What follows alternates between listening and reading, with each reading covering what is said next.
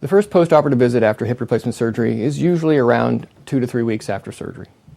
At this point, your wound should be well healed. We'll take the staples out or whatever other wound closure we had. We usually then reinforce the incision with steri-strips. We'll use benzoin, which is a capsule, on the skin, and then the steri-strip tapes. Just ignore those tapes, shower, get them wet. They generally stick really well. If 2 weeks from that point they've not fallen off yet, go ahead and peel them off. They've done their job. If they fall off early, again, don't worry about it. It's a bit like a belt and suspenders. It wouldn't be anything to worry about if they fell off early. Rarely, perhaps 1 in 100 or less, I'll see somebody who's allergic to the benzoin and they get a fiery rash where the steri-strips and benzoin was placed. If that happens, call me and we'll help you through that.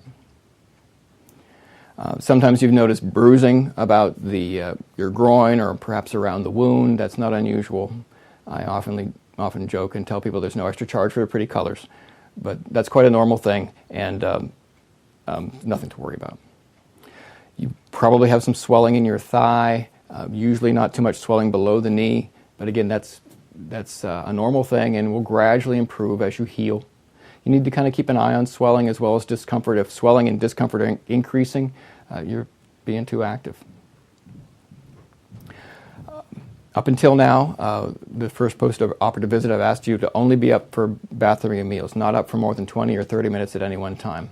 At this point, you can begin to be a little bit more active. And then, of course, the question is, what's a little bit? Again, tune into what your hip is telling you. If you're making yourself more sore or more swollen or more stiff, you're just working those healing tissues too much. So whatever's comfortable is fair game. You still need to limit sitting. I asked you to limit your sitting to not more than 20 or 30 minutes. You could stretch that out to as long as an hour at the most. If you've been sitting and your leg's lower than your heart and it's approaching 45 minutes to an hour, if you feel fine, at least get up and walk around the room a couple times. That's sufficient to then go ahead and sit back down and restart that clock. But if you're a bit sore because you've been up more than you're used to, then it's time to lie back down. People often ask me about the ice. Ice doesn't help you heal any faster, but it does help with the discomfort for most people, and you can't overdo the ice. So you can use it as much as you want, but you don't have to use ice. I would encourage you not to put heat on your operative hip or leg. You've been using a walker most likely to this point. Don't be in a hurry to transition to a cane, but there'll be a stage pretty soon where you'll find yourself getting up and taking a few steps and having to go back to get your walker, or you feel like you have to pick it up and carry it with you because it's slowing you down. And when it's obvious that you just don't need the walker anymore and you think you'd be safe with a cane, you want to use the cane in the opposite side of the surgery, so left hip, right hand, or right hip, left hand. And then as you move forward, basically wherever the surgical foot goes, so say it's your right foot or your right hip, put your right foot forward and left cane moves forward at the same time. So as you would lean on the surgical side, you lean away a little bit onto the cane on the opposite side. If you're right-handed, you're going to want to put it in your right-handed, or if you're left-handed, you're going to want to put it in your left hand. But try to use it on the opposite side. It works best that way. By now, many of the hip surgery patients are not taking prescription pain medication anymore, or at least are taking much less. Usually the last pain pills that people are willing to give up are at night. The areas tend to ache a bit at night. Don't get in the habit of taking the pain medication to help you sleep.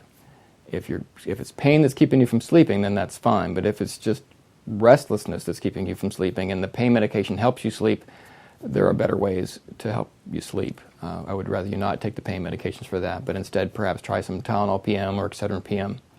If some of the over-the-counter sleeping aids don't help adequately, then call me and we'll try some other remedies. To review the medications at this point, again, I asked you to take an aspirin a day after surgery. I'd like you to continue to take that full adult aspirin for 3 months. I asked you to take Tylenol about every 6 hours or 4 times a day. You can stop that. You may continue to take Tylenol, but you don't have to take it from my perspective. So you may, but you don't have to. If you've been taking Coumadin right along, generally you can stop the Coumadin now. If you're a case where I'd like to extend the Coumadin a little bit longer, we'll talk about that. If you're an individual who's chronically using Coumadin, we will continue to watch your blood thinner level closely and adjust your dosage as needed. And in time, usually a few weeks, we'll contact your primary care doctor or whoever was ordering your Coumadin, and later on transition that responsibility. Once in a while, the blood thinner level test results will go to your family doctor, and then they will assume that they're supposed to deal with it, and you might get conflicting information from different doctors. If that happens, call me, and we'll make sure that communication lines are clear. You probably won't, but you might need a refill of your pain medications at this point, and I'd be happy to do that if that's necessary. Talk with me about how you're feeling, and we'll go forward from there. So at this point, you've gone from lying down essentially all the time except for bathrooming to being up and about more. And for the next 2 weeks, you'll gradually spread your wings and be a bit more active. 2 weeks from now, or about a month from surgery, you can begin to increase your distance of walking purposely for exercise.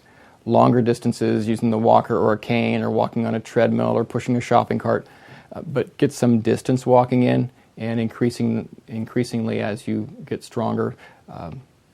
So the first 2 weeks is a lot of almost full-time rest.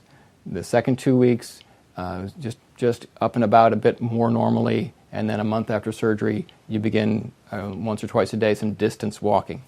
And you limit according to soreness. If you're making yourself sore, you're clearly doing more than you're ready for. I would have you be of a mind not to be quick to get off the cane. I would ask you not to be quick to get off the walker, and likewise don't be quick to get off the cane. I'd rather have you use the cane than limp, and you'll have a limp for a little while. Even if it's not a painful limp, you'll kind of waddle a little bit for a while after the surgery, and the cane will smooth that out and keep you from developing a habit of limping. And you probably limped before surgery as well, and it'll help you break that habit. It'll also protect your back, so use the cane rather than limp. In time, you'll find that the cane is really unnecessary, and around the house you just end up looking for it most of the time, and that's a good sign that you're making progress. But you'll find it for longer distances you need the cane, so then maybe you'll just use it out of doors. So you'll gradually wean yourself away from the cane as common sense tells you, but don't be in a hurry to get off the cane.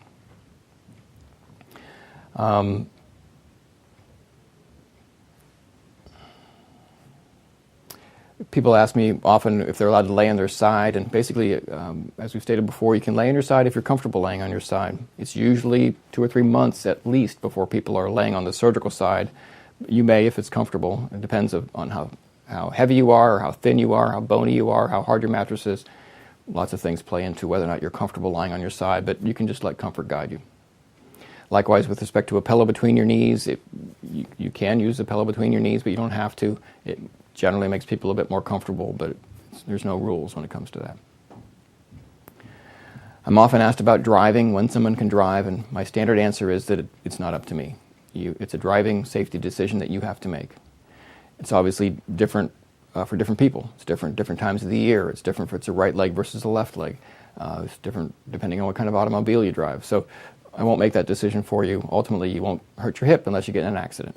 You have to decide if you're safe to drive for your own sake and for the people around you. Sitting limitations. Again, please don't sit for longer than an hour. There's a blood clot prevention concern there. So if you've been sitting for a while, get up and move around, and then once or twice around the room is fine. And then you can sit back down again. That also then incorporates traveling. People ask me if they can go here or do this or fly there. As you feel better, you may want to spread your wings and get out and about more. The 1 hour sitting limit is a good recommendation for about 3 months after surgery. So if you're going to try to go from here to Pittsburgh or wherever, you should plan to take your time, get out of the car, move around, and limit your sitting, whether you're driving, riding, at home, wherever you are, to not more than an hour at any one session for about 3 months. A couple other things that come up commonly. People sometimes get depressed after this surgery. You've been down a lot. Sometimes the pain medications play funny things with your brain, but if you're down, don't be surprised. Talk to me. It's not at all uncommon. Sometimes it just means changing your medicines. Sometimes it just means being optimistic about the future and knowing that you're going to get better. But please call me or talk to me if you have that problem, and it's not unusual. Don't be afraid to bring that up. Fatigue is also not uncommon. Many times people will tell me that even when they're rested, they want to get up and go do something. They wake up and take a shower and get dressed, eat breakfast, and they're ready to lay back down again already. That's not at all uncommon after a big surgery. A lot of your internal reserves have been spent to heal you up, and it takes a while to regain that and just realize that it's normal for now. and it will gradually improve. And lastly, I guess I would say knee pain. Knee pain is not at all uncommon after hip surgery. Knee pain is not uncommon with hip arthritis before surgery. So you may have a new pain in your knee after surgery, and it may even swell a little bit, and that's not unusual. It should remedy itself gradually. If it doesn't, by a month or two after surgery, then it's time for us to look into the knee. You may have a separate problem there. So again, don't hesitate to use the hotline phone number to reach me. If you have any questions or problems, we're happy to help you. And next time we rendezvous is usually about 6 weeks or so after surgery.